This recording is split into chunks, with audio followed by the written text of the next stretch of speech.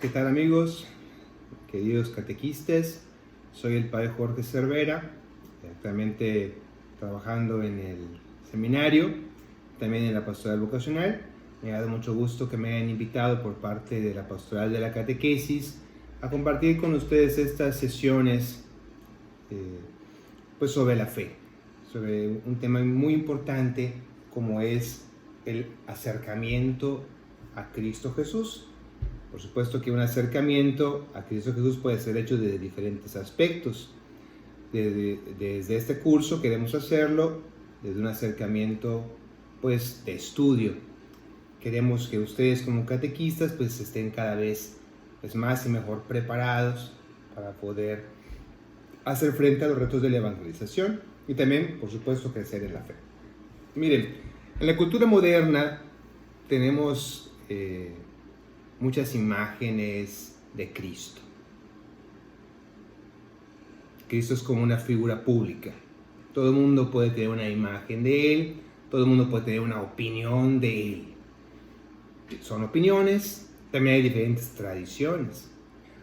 Por ejemplo, no sé, hablarán de Cristo los mormones desde una perspectiva pues, que ellos consideran correcta. Luego los bautistas o los testigos de Jehová, o incluso gente que no es ni siquiera cristiana, pues te hablarán de Cristo. Y esto puede llevar, por ejemplo, en algunos contextos en nuestras comunidades, algún tipo de confrontación. Nosotros queremos remarcar que estas diferentes imágenes de Cristo pues, están presentes en nuestro entorno social, pero inclusive pueden estar presentes diferentes perspectivas al interno de nuestra misma comunidad eclesial.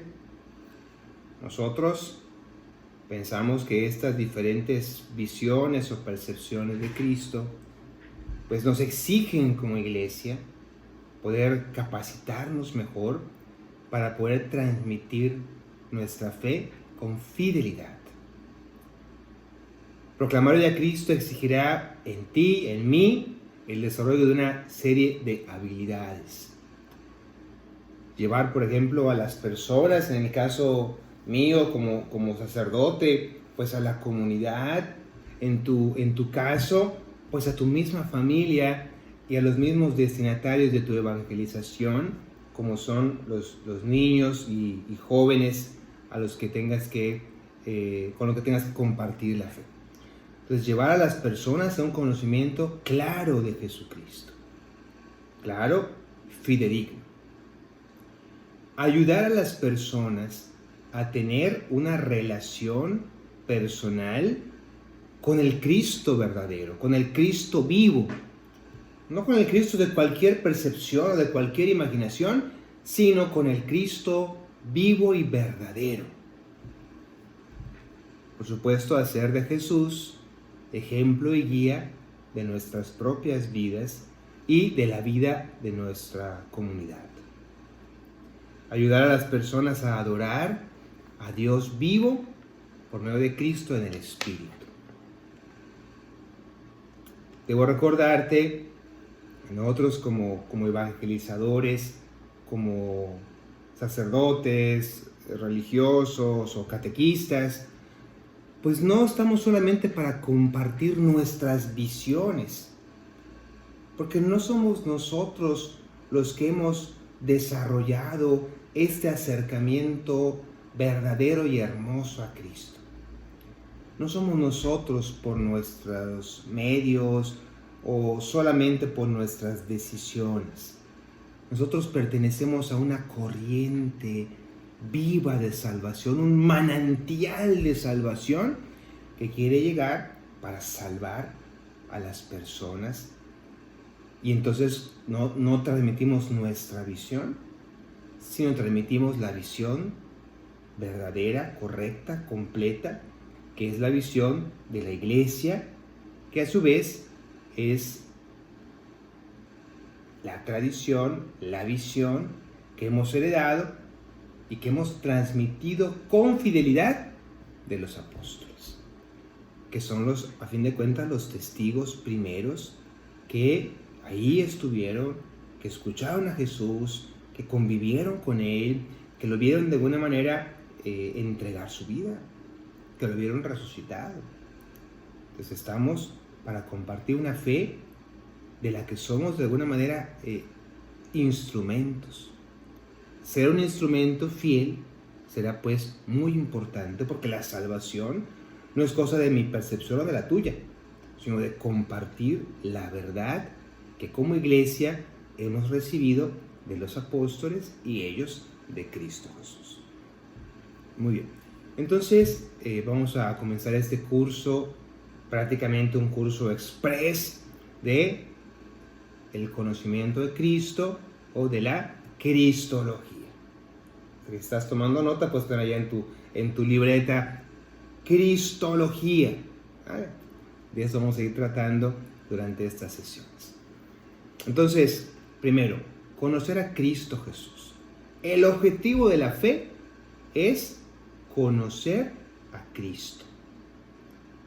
Y conociéndole a Él, en el centro de la comunidad creyente, de la comunidad cristiana, ahí poder creer en Él, conocerlo, creer, entonces creyendo en Él y traduciendo esta fe en Él en vida, poder aspirar a salvarnos por su amor, por su gracia, por su misericordia. Entonces, fíjense, hay muchas tradiciones, muchas corrientes de pensamiento. Nosotros tenemos que afirmar que pertenecemos con fuerza, con alegría a esta tradición cristiana católica. Desafortunadamente, ahora tenemos que poner como el adjetivo, ¿no? Tradición cristiana católica. Porque a raíz de las diferentes separaciones y cismas que, fruto no del buen espíritu, sino del mal espíritu, se fueron dando en el seno de la comunidad cristiana, de tal manera que ahora, desafortunadamente, pues no alabamos a Dios como una sola familia, que deberíamos ser, como dice Jesús, sean uno, Padre, como tú y yo somos uno, para que el mundo crea. La actual división de los creyentes en Cristo en diferentes iglesias o confesiones es un escándalo y es un obstáculo para la transmisión de la fe. Entonces, estos cismas han producido la separación de diferentes grupos de personas, a veces hasta de países, que se han apartado de la gran tradición original que se ancla en los apóstoles, que va avanzando en el seno de la comunidad, en el seno de la iglesia, que hoy llamamos con pleno derecho Iglesia Católica. Entonces, en este seno de nuestra iglesia hemos mantenido el depósito de la fe, la revelación, el acercamiento auténtico a Cristo. Si quieres tú como catequista una garantía de la verdad de lo que crees, acércate a la Iglesia Católica, a su enseñanza auténtica, inspirada, magisterial. Entonces, tenemos también que entender que cuando los apóstoles tienen estas experiencias fuertes de Cristo, ellos esta experiencia tendrán que irla digiriendo y la comunidad con ellos, inspirada por el Espíritu Santo, hasta poder llegar a una comprensión de lo que significaba la persona de Cristo, de lo que significaba su muerte, de lo que significaba su resurrección, de lo que significaban sus afirmaciones, de lo que significaba su proclamación de Dios como Padre, de Él como Hijo, sus afirmaciones en cuanto al envío del Espíritu y así. Entonces, entramos en un proceso de ir digiriendo estas experiencias de los apóstoles en comunidad, inspirados por el Espíritu Santo, y fuimos desarrollando todo un cuerpo doctrinal con afirmaciones ciertas, seguras y firmes sobre quién es Cristo. Entonces, una cristología plena no será solamente una cuestión puramente doctrinal, sino que también tendrá que llevar a la persona que va conociendo a Cristo a la adoración, a la devoción, a la oración y a una relación íntima y personal con Cristo. Y también de esta relación, de este conocimiento, de esta intimidad con Él, una vida como auténtico creyente. La vida como hombres y mujeres nuevos en Cristo Jesús. Entonces, nuestra tradición posee esta continuidad que se remite hasta los primeros discípulos, hasta los apóstoles. Y nuestra tradición combina lo que es la fe, lo que es el razonamiento, lo que es la historia y la inspiración del Espíritu Santo. El documento fundamental para nuestra fe católica, ¿cuál es? Por supuesto que es la Sagrada Escritura. En ella podemos encontrarnos con el testimonio vivo de los apóstoles y de la comunidad, que a su vez nos remite al encuentro con el Cristo vivo, con el Cristo que ellos experimentaron en la historia y también en la misma resurrección. Entonces la Biblia, la Sagrada Escritura, será por supuesto el documento fundamental. Así que de entrada te recomiendo, acércate a tu Biblia. Desempolva tu Biblia, si la tienes ahí medio guardada para que no se te pierda, bueno, desempólvala, sácala, sal al encuentro de Cristo, en un primer lugar, por la lectura y meditación y oración de los santos evangelios. Bueno, pero también es cierto que estos testimonios bíblicos pues también han tenido un proceso de elaboración del cual la Iglesia ha sido el garante y el que ha dado con la luz del Espíritu su afirmación. Estos escritos concuerdan con la experiencia transmitida por los apóstoles. Entonces, bueno, la tradición de la Iglesia es una tradición viva que se va desarrollando, que va burbujeando y manifestándose hasta formar esta fe que hoy tenemos. Y pues también la tradición de la Iglesia, la enseñanza de la Iglesia, pues también incluye pues fórmulas concretas a través de las cuales la Iglesia pues ha expresado, ha comunicado pues la verdad sobre Cristo. Hablamos, por ejemplo, de los credos, de los primeros credos de la Iglesia. Hablamos, por supuesto, del magisterio, de los concilios ecuménicos, las enseñanzas de los papas, la catequesis, en fin, una serie de manifestaciones de fe que van integrando pues todo un cuerpo en torno a la persona de Cristo. La Iglesia, por supuesto, comunidad creyente, lee, ora, y a partir de la Sagrada Escritura y de la enseñanza apostólica, extrae su significado, su enseñanza y la traduce en proclamación, en fe, en vida. Podríamos decir que existen 7 convicciones principales. Si quieres apuntar allí en tu libreta o en tu laptop, si eres de los modernos, 7 convicciones que encierran el corazón de la fe católica en Jesucristo. Primero, número 1, la realidad humana e histórica de Jesús de Nazaret. Jesús nació verdaderamente en un lugar, en un espacio, en un tiempo. Nació en el seno de la cultura judía del siglo I de nuestra época. En la porción más oriental del Imperio Romano, vivió y realizó su misión y murió en aquel tiempo, en aquel lugar específico, concreto. Segundo punto, la resurrección de Jesús. Este punto es crucial. Los apóstoles, los discípulos, tuvieron experiencia del resucitado. Creyeron, proclamaron que había sido resucitado a una vida gloriosa por el poder de Dios y que fue exaltado en Él, en Dios. Tercer punto, la encarnación. La Iglesia llegó a confesarlo como la presencia de Dios en la tierra. En Jesús, Dios se hizo uno de nosotros y en Jesús mismo se reveló la plenitud.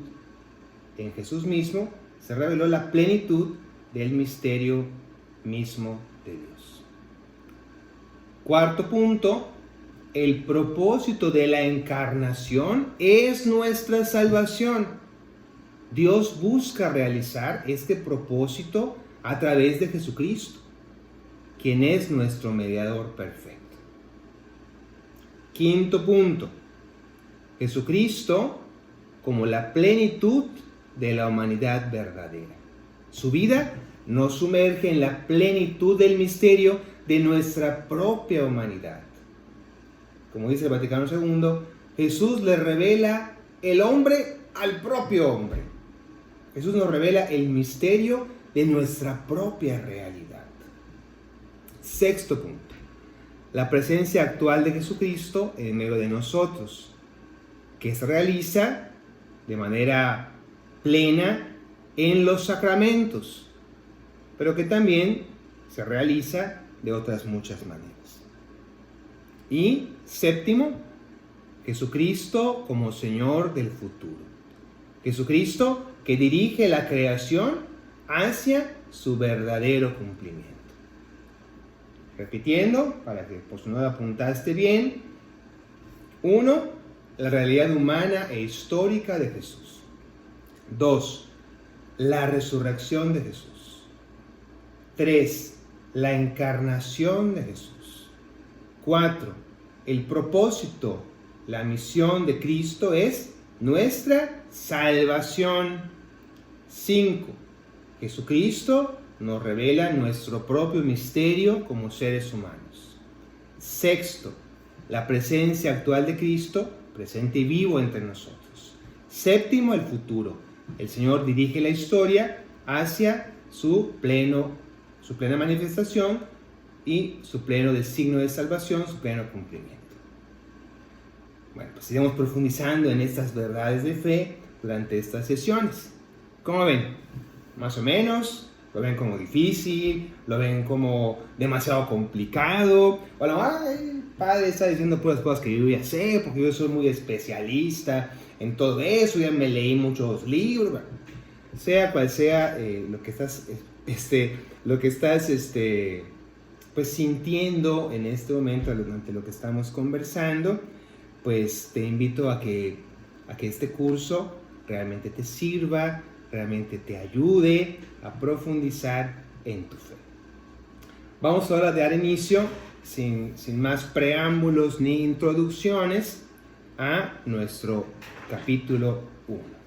Y comenzaremos con el testimonio del Nuevo Testamento. Tenemos que recordar que el Nuevo Testamento confiesa a Jesucristo como el que inaugura la iglesia, como la nueva comunidad, el nuevo pueblo de Dios, y quien inicia un capítulo nuevo y definitivo en la alianza de Dios con la creación y, por supuesto, con nosotros, con la humanidad. El Nuevo Testamento también confiesa a Jesucristo y lo afirma como la revelación plena de Dios y la revelación de su plan de salvación para nosotros. También el Nuevo Testamento sintetiza una convicción fundamental. Jesucristo no es solamente el mayor de los profetas, sino que es el Hijo eterno de Dios, hecho hombre. Él es, por tanto, el acontecimiento último hacia el cual convergen todos los acontecimientos de la historia de la salvación. Los evangelios dan testimonio de Jesús de tres maneras interrelacionadas. Primero, cada evangelio comienza con una declaración de fe sobre quién es Jesús realmente. Segundo, cada evangelio presenta un relato del ministerio y la enseñanza de Jesús desde su bautismo hasta su muerte en la cruz. Cada evangelio proclama la reivindicación, tercero, última de Jesús por parte de Dios al resucitarlo de la muerte. Entonces, proclamación de fe en la persona de Cristo, el compartirnos su ministerio, su enseñanza, su palabra, sus milagros, en fin, desde el bautismo hasta su muerte en cruz. Y por último, con esta proclamación fuerte de la resurrección de Cristo Jesús nuestro Señor. Es decir, la encarnación del Verbo, el ministerio y muerte de Jesús de Nazaret, su resurrección y la convicción siempre presente en los evangelios de que todo esto ha ocurrido para nuestra salvación. Es decir, no acudimos a un relato, qué interesante está este relato, la historia de Jesús. Sí, pero también es cierto que la narración tiene un objetivo. Que nosotros creamos en Jesús, que creyendo en Él nos salvemos. O sea, los evangelios tienen una intención clara que permea todos sus capítulos, todos sus versículos. Los evangelios no son considerados como simples relatos históricos objetivos, sino como narraciones de fe que engarzan una gran variedad de expresiones literarias. Más aún, el texto definitivo de cada uno de los evangelios es el resultado de un proceso de redacción que se fue prolongando a lo largo de varios años. Es decir, tenemos que hablar aquí de un proceso de redacción cuyo principal conductor es el Espíritu Santo.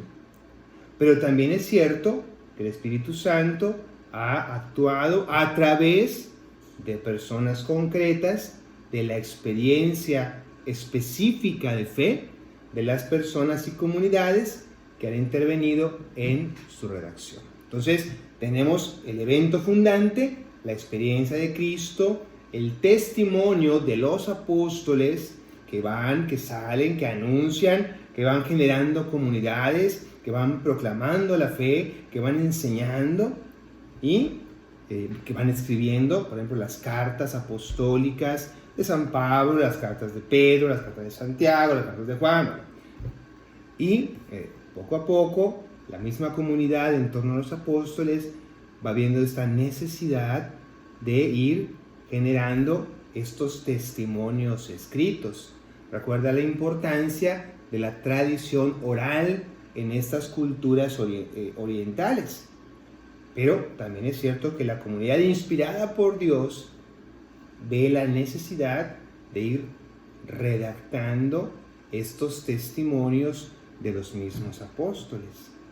Se van escribiendo algunas de las parábolas, algunas de las enseñanzas, toda la parte de la pasión y muerte de Jesús, ¿no? Se van redactando de acuerdo al testimonio de este apóstol, de este otro apóstol. Las comunidades van recibiendo, van amalgamando, van dándole un enfoque específico dirigido a los que leerían esos textos. Y en todo esto anda ya metido el Espíritu Santo, permitiendo que los apóstoles y que las comunidades vayan recordando, digiriendo, interpretando, profundizando en el sentido de los acontecimientos, de las enseñanzas, de los milagros, de la vida y muerte de Jesucristo.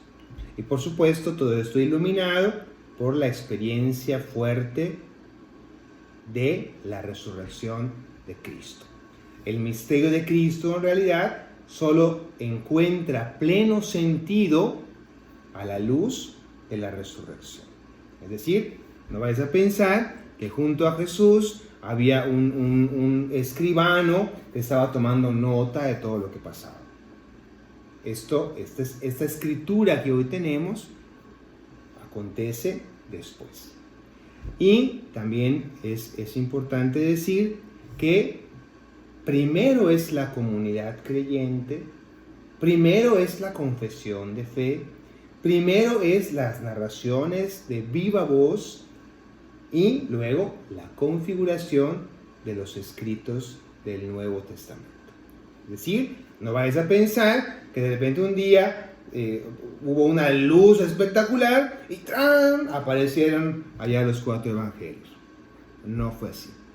Hay un proceso redaccional en el cual el Espíritu Santo y el ser humano, el agiógrafo, como se le dice en lenguaje técnico, pues van colaborando en este diálogo con Dios, con la comunidad, con la experiencia de fe, así, y produciendo los evangelios.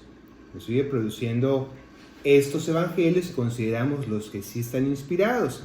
Seguramente has oído hablar por allá de otros evangelios que no están en la Biblia.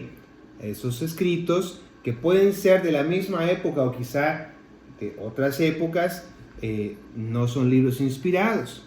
La misma iglesia es la que fue discerniendo estos escritos si son conforme a la enseñanza apostólica. Esos otros escritos pues no lo son.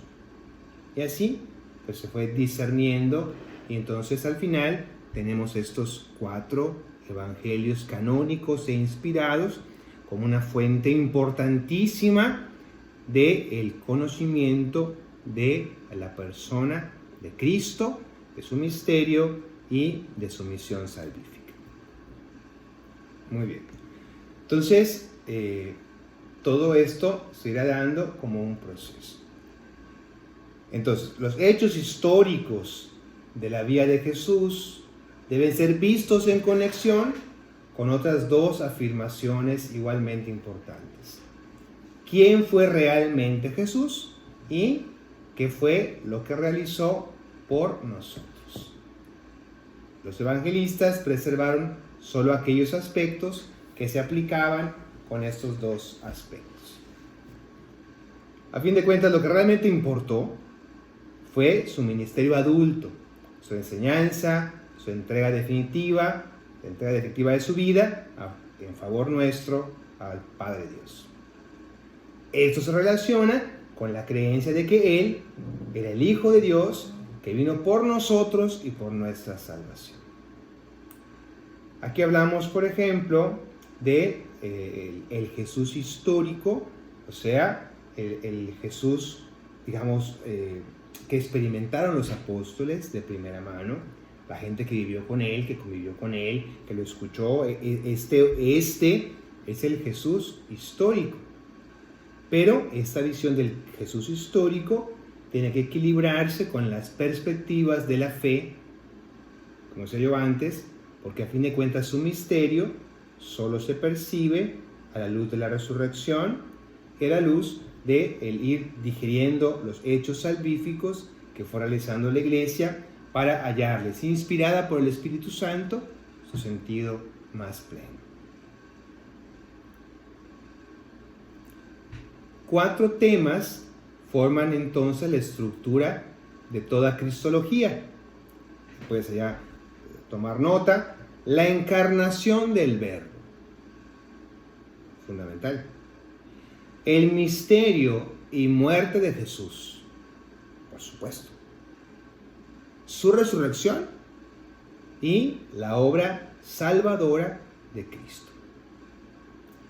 El análisis de estos temas comienza con la resurrección.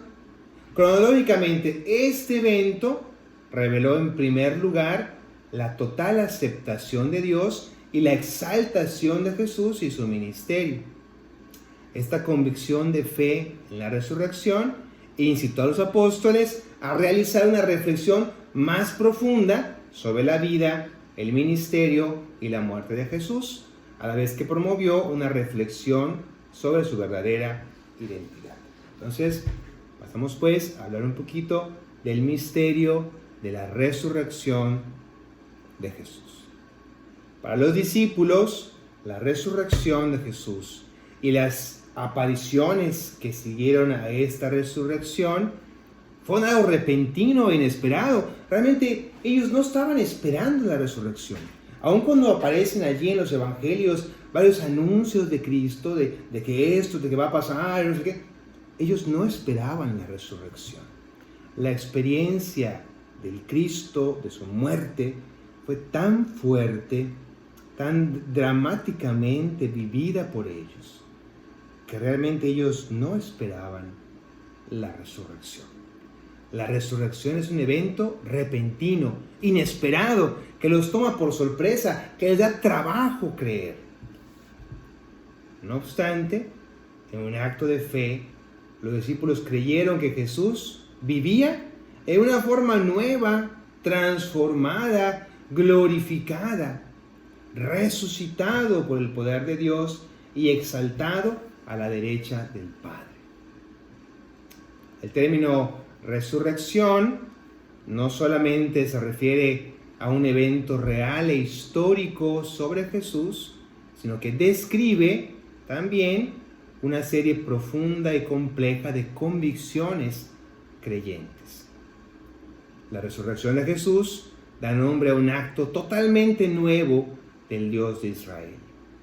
El énfasis en la resurrección deberá ponerse en la acción resucitadora de Dios. Esta acción se ha convertido en el inicio de una nueva etapa en la historia humana y en la creación. La resurrección afirma que Jesús ahora vive en una nueva forma de existencia enteramente nueva y glorificada. Aquellos que creen en Jesús serán transformados por el mismo poder de Dios Padre que lo transformó a Él. Quien cree en la resurrección está convencido de que Dios realmente actúa en el mundo y que lo que ocurrió en la resurrección de Jesús fue la primera manifestación.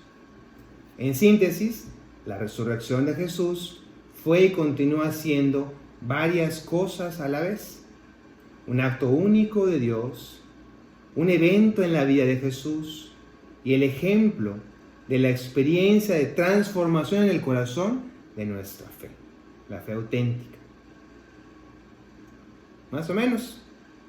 ¿Hasta ahí todo bien? Entonces, experiencia fundante, la resurrección. No solo como evento en la vida de Jesús, sino también lo que esto significa en cuanto a promesa de resurrección para nosotros. Bueno, pasamos ahora a un segundo punto, la divinidad de Jesús. Cuando los discípulos, los apóstoles de Jesús investigaron, profundizaron en las implicaciones de la resurrección, se hizo evidente que Jesús había sido algo más que un ser humano resucitado por Dios. Su relación era más próxima a Dios de lo que los discípulos jamás habrían imaginado.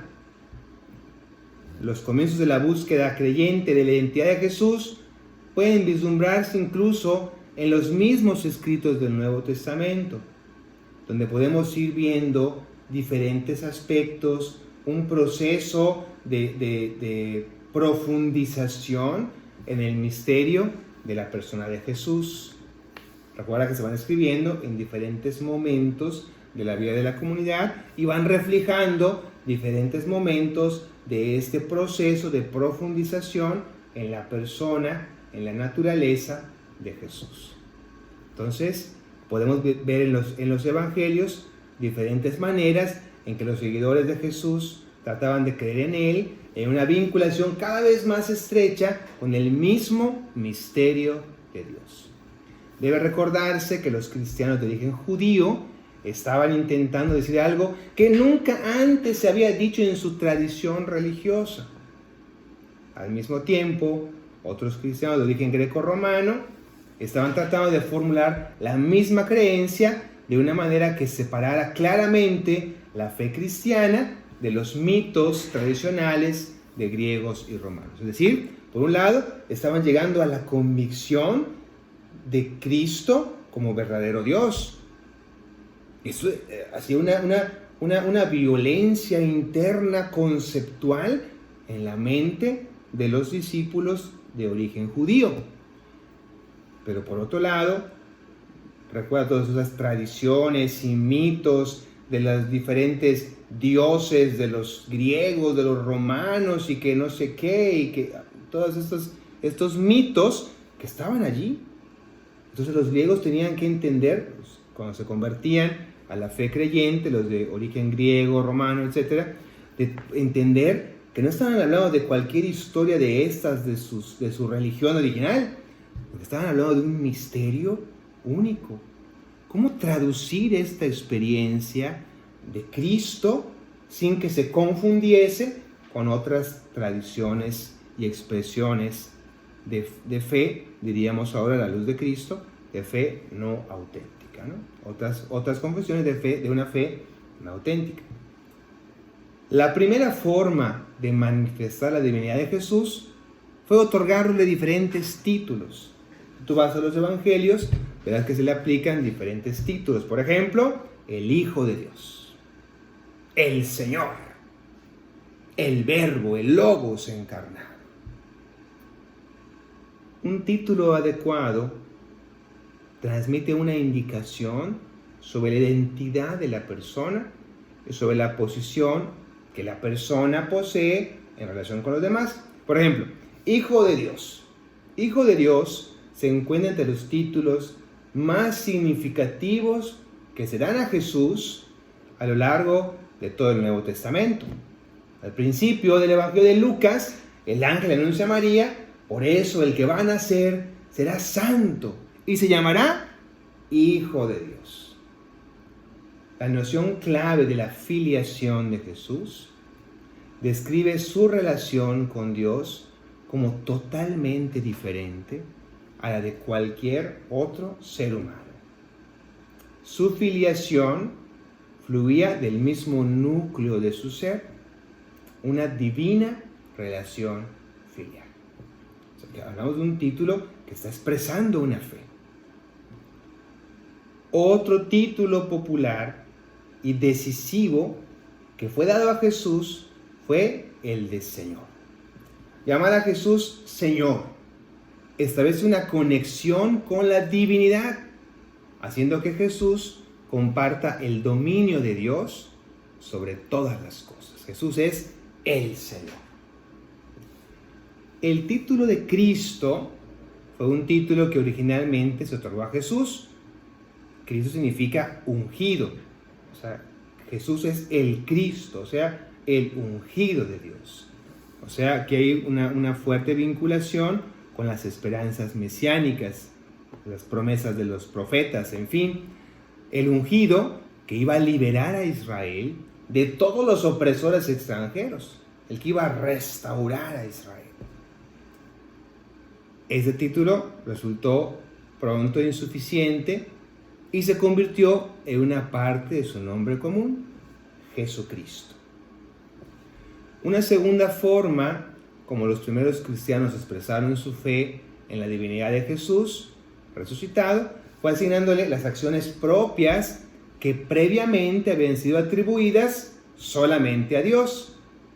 Estas incluían el conocimiento y la revelación de Dios, la modificación de la ley divina, el perdón de los pecados, la reconciliación del pueblo con Dios y el ser agente del reino definitivo de Dios.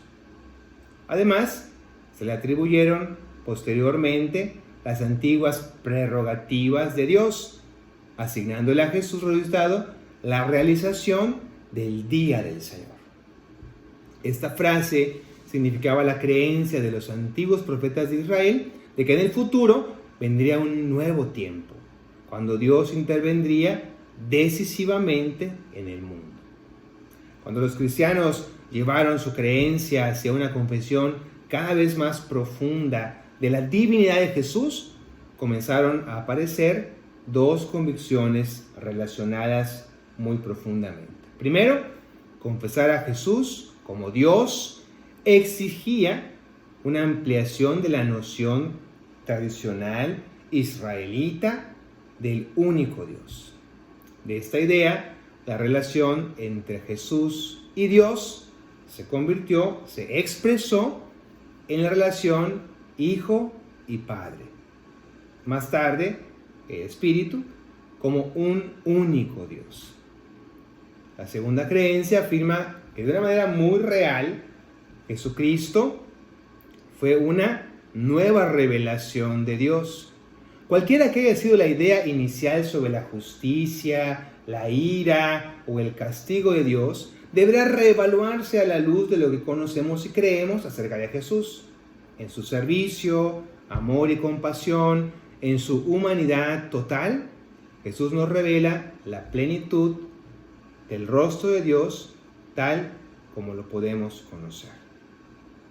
En resumen, el Nuevo Testamento produce el testimonio primero y principal, expresa, del misterio de Jesucristo. Al conocer los evangelios, la cristología católica reconoce la importancia de que se fusione la fe y la historia. La humanidad de Jesús es conocida y estudiada por la historia. Su resurrección, divinidad y obra salvadora son confesadas por la fe. La resurrección de Jesús hizo que sus discípulos vieran su ministerio terrestre histórico de una forma nueva.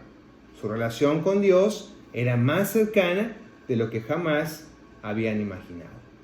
La resurrección de Jesús y la lucha de sus discípulos por expresar también esa fe de una forma única al mensaje que proclamarían a los demás. En Jesús, Dios actuó de forma nueva para crear una nueva relación entre Dios y la humanidad. Bueno, te agradezco mucho la atención a esta primera sesión. Tarea para la casa, te recomiendo en primer lugar acercarte a tu Sagrada Escritura. Anda a buscarla, encuéntrala y acércate y comienza a leer, por ejemplo, el primer capítulo de cada uno de los 4 evangelios y ve allí un poquito qué te llama la atención. Esto que hablábamos de la primera parte como una confesión de fe en quién es Cristo, el inicio de su ministerio de salvación. Entonces, bueno, acércate allí, acércate a este primer capítulo y ahí nos irás contando lo que vas encontrando en los sagrados evangelios. Bueno, pues que Dios te bendiga, que Dios les bendiga a todos. Invocamos al final de esta clase a nuestra Madre Santísima, que ella como Madre de Jesús nos tome la mano en este curso y nos ayude a conocer más profundamente a su Hijo para responderle mejor y para transmitirlo con más fidelidad. Dios te salve María, llena eres de gracia, el Señor es contigo, bendita eres entre todas las mujeres y bendito es el fruto de tu vientre Jesús. Santa María, Madre de Dios, ruega por nosotros los pecadores, ahora y en la hora de nuestra muerte. Amén. El Señor esté con ustedes y que les bendiga Dios Todopoderoso, Padre, Hijo y Espíritu Santo. Hasta luego, nos vemos pronto y cuídense mucho.